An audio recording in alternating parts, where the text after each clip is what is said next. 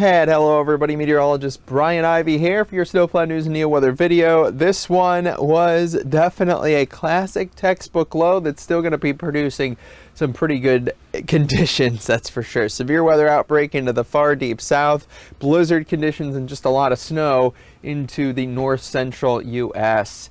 Here's that cold air. It's going to start rushing on in. Any kind of relatively mild air is going to really fall apart, and this is now decent cold that swings in on the backside of this system, but this isn't anything crazy cold yet.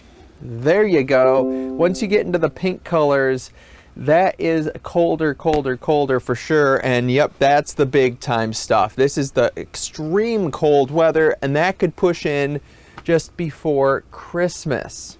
All right, we'll talk about that a little bit. It's coming. We've been talking about that for weeks. We said mid-December-ish. Okay, later December by a tiny bit.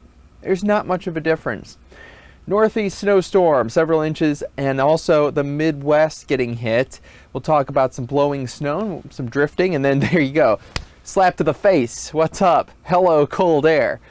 Yeah, there's your rain moving on out. It's going to transition over to snow and a little bit of a wintry mix as we go across Pennsylvania and upstate New York. And then we will eventually continue to see this system kind of back off as the low transfers over to the coastal. So we're still getting the snow out west, but then there is your bigger snowfall accumulations into the mountain range and then sliding up into the northeast. This is not a huge snowstorm, folks, but definitely impactful, and we haven't seen that many this year, so notable. A little bit of lake effect on the backside.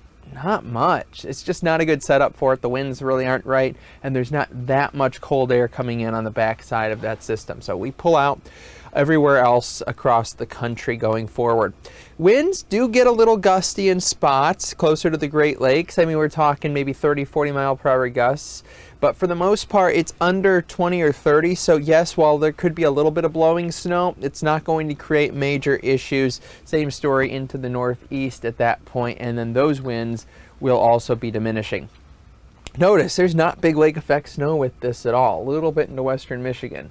Very minor accumulations. There's your system across portions of the upper Midwest. That's its total snowfall, so not still to come. It's everything that we saw from pretty much Tuesday night through Wednesday and today, and going in towards your Friday into Saturday morning. Here's your accumulations further off towards the east. Northern Pennsylvania certainly seeing a few to several inches in the higher terrain, and then several inches in the higher terrain through New England as well, with at least a couple to a few inches likely in the lower ground. So pretty good, decent storm, but again, nothing special. Let's track the future cast further forward. We have the rain showers and even some storminess moving across Florida. It clears out a little bit after a few lake effect snow showers into Ontario. Maybe a couple snow showers lingering in Maine. We'll see this system. Look at that. Could be a couple snow showers this far south because there's going to be really cold air and high pressure in control, and that kind of suppresses everything. It's a fairly quiet week next week. We got this system coming in. It'll be a little clipper slipping out of Alberta, sliding off towards the southeast. We'll see. We'll track that in towards the middle of next week, most likely.